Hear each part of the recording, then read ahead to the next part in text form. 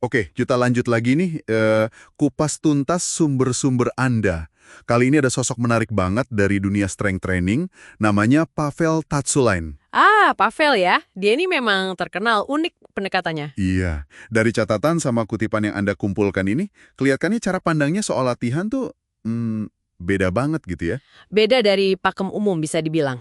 Nah, pertanyaan besarnya mungkin gini, gimana caranya kita bisa jadi kuat, tapi nggak harus ngerasa remuk redam setiap abis latihan? Itu kan kayaknya idaman banyak orang ya. Betul sekali. Seringkali kita mikir harus hancur dulu baru kuat. Makanya, yuk kita bongkar bareng pemikiran Pavel ini. Idenya tuh seringkali kayak nabrak arus utama gitu loh. Misalnya nih, dia bilang angkat berat bukan keras. Agak, gimana ya, aneh nggak sih kedengerannya? Aneh di awal, tapi ada logikanya. Dan yang mungkin lebih bikin kaget lagi, dia justru nyuruh kita, hindari sensasi terbakar atau the burn itu pas latihan. Nah itu dia. Padahal kan sering banget kita dengar no pain no gain gitu kan? Iya kan? Tapi buat Pavel, the burn itu malah dianggap musuh. Musuh. Kenapa gitu? Karena dia ngelihatnya gini, kekuatan itu bukan soal, nyiksa otot sampai batasnya. Tapi lebih kayak sebuah keterampilan. Skill yang perlu dilatih. Keterampilan ya.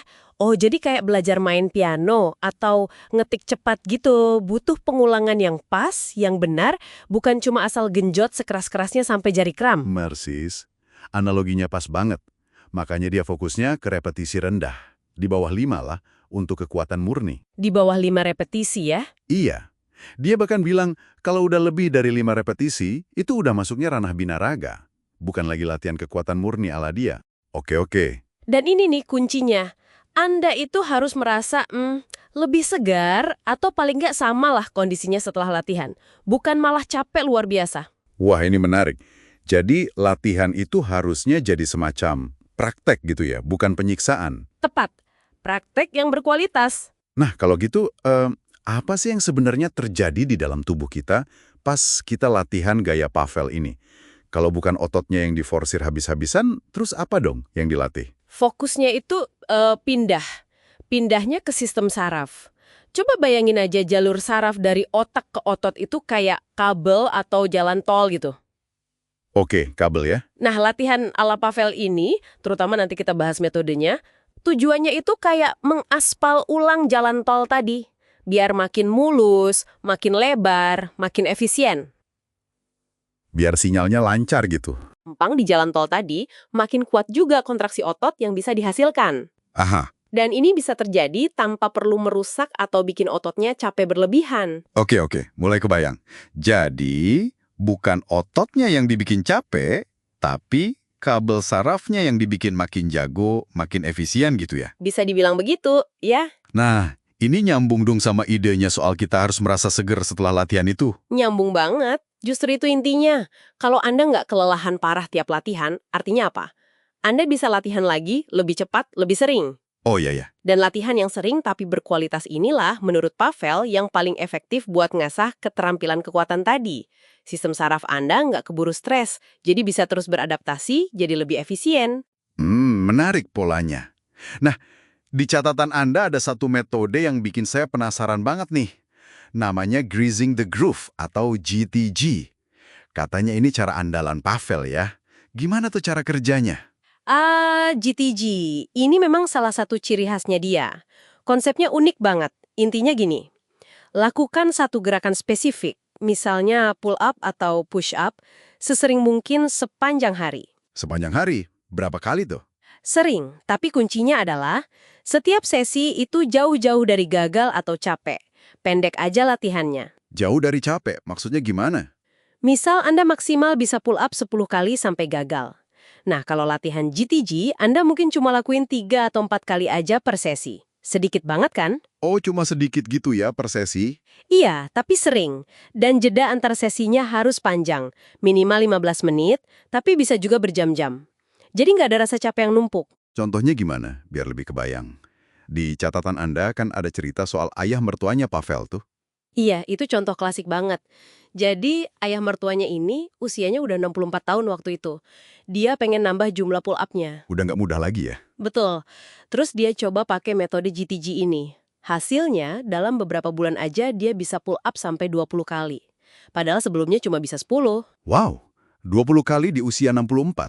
Dari 10. Iya, katanya waktu dia masih muda jadi marinir aja nggak sekuat itu pull up-nya. Gila juga ya peningkatannya. Tapi tunggu dulu.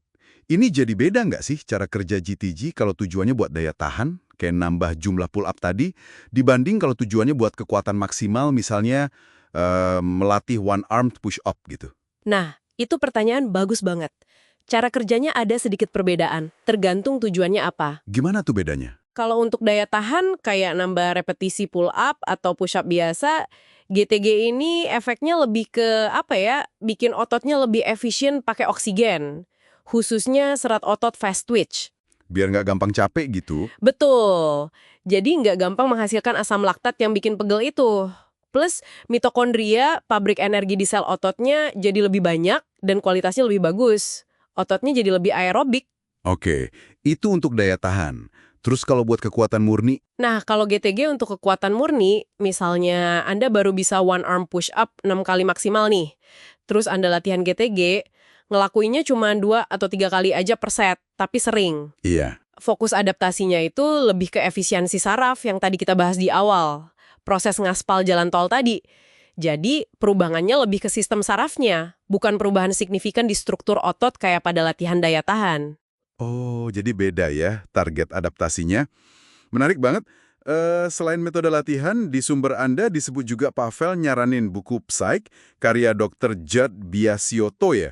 Ada hubungan apa nih?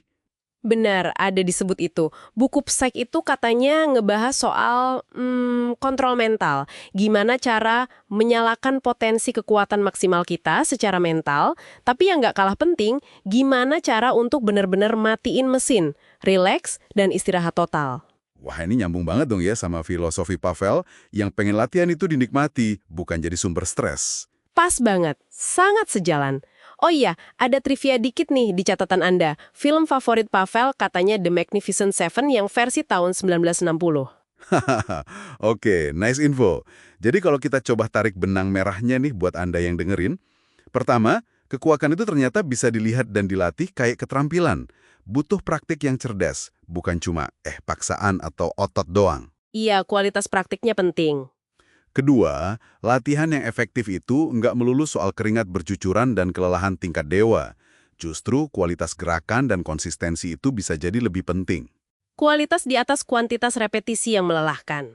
Ketiga, metode kayak GTI tadi itu ngasih cara praktis buat ningkatin kekuatan secara bertahap tanpa bikin badan Anda merasa diobrak-abrik setiap saat. Betul. Dan mungkin ini bisa jadi bahan renungan juga buat Anda. Kalau pendekatan latihan sebagai praktik yang fokus ke kualitas, konsistensi, tanpa maksain diri sampai capek banget, bisa efektif buat fisik, gimana kalau kita coba terapkan di area lain hidup kita? Maksudnya gimana tuh? Iya, misalnya buat belajar hal baru, atau buat kerjaan kreatif, atau mungkin buat ngasah fokus. Bisa nggak ya? Menarik juga idenya. Coba deh pikirkan. Bisa nggak ya prinsip greasing the groove ini kita pakai buat katakanlah ningkatin kemampuan kita nulis atau ngemecahin masalah tanpa harus kena burnout? Melatihnya sedikit-sedikit tapi sering gitu ya? Mungkin. Melatih fokus misalnya, beberapa menit tapi diulang beberapa kali sehari. Ya, ini cuma sekedar pemikiran lanjutan aja sih, yang mungkin bisa Anda eksplorasi sendiri.